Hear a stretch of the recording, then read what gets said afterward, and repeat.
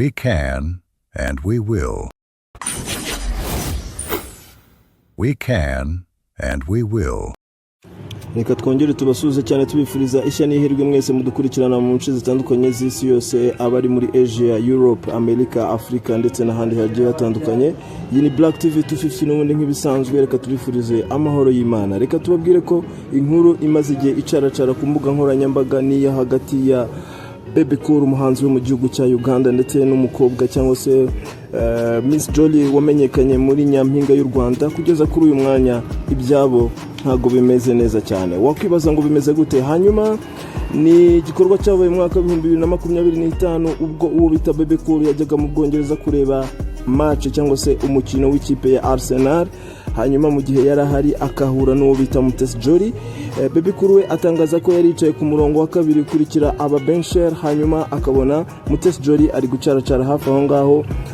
Hanyuma baraganira, mu kuganira Mutesi Jolly amubwira ko ari uhagarariye Visit Rwanda ndetse bijyanye n'inkunga u Rwanda rutera ikipe ya Arsenal. Kuva umunsi rero Bebe Cool yabaye attracted na Miss Jolly kuba baganira, kuko dore ko Bebe Cool afite umuhungu w'umusore ukina football. Hanyuma Bebe Cool rero yashatse ko Mutesi Jolly wenda yamufasha kuba yamufashiriza umuhungu kuba yajya muri junior cyangwa se yajya mu ishuri rya Arsenal ryicisha umupira. Hanyuma Mutesi Jolly ngo amwemera ko ibyo bintu bishoboka rwose yabimufashamo, ariko Bebe Cool kugeza kuri uyu mwanya we yabifashe nk'ubwesiko cyangwa se ubutekamutwe ku mpande zombi. Mutesi Jolly avuga ko we umuntu yaramwitiriye, hanyuma mu mazina ye akajya avugana na Bebe Cool nkaho bari gupanga iyo gahunda yo kuba yafasha Bebe Cool icyo gikorwa. Ariko nanone Bebe Cool akavuga ko we nimero yakoreshaga cyangwa se yavuganiragaho na Mutesi Jolly ari Mutesi Jolly ku giti cye wabashije kuba yazimwihera.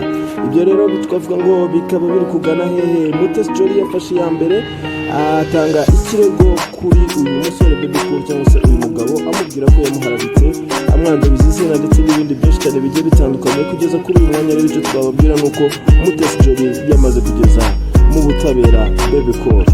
Ibyo byose ni ingaruka zo kuba Bebe Cool na Mutesi Jolly barahuriye mu Bwongereza.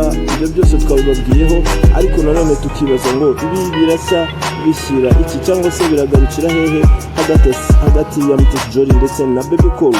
Bebe Cool rero we kugeza kuri uyu mwanya ntabwo abyiyumvisha, dore ko hari chat yagiye ashyira hanze yagiye agirana na Mutesi Jolly, bivuga ko ari chat bavuganaga kuri telefone ya WhatsApp cyangwa se nimero ya WhatsApp ya Bebe Cool ku giti cye n'iya Mutesi Jolly ku giti cye. Ibyo byose rero bikaba birimo abantu bikomeze kubabera urujijo, natwe ubwacu byatubereye urujijo, ariko igihari cyo nuko ubutabera nicyo buberaho. Ubwo rero Mutesi Jolly izo ngibyo ibyo ni ibirego yatanze agega Bebe Cool kuba yaramwandurije izina cyane kugenda amuharabika. Ubwo rero ikizakurikiraho nicyo tutaramenya. Gusa nanone iyi ni Black TV turaho kubereye kugira ngo tukogezeho byinshi. Amahoro y'Imana abane. We can, and we will. We can, and we will.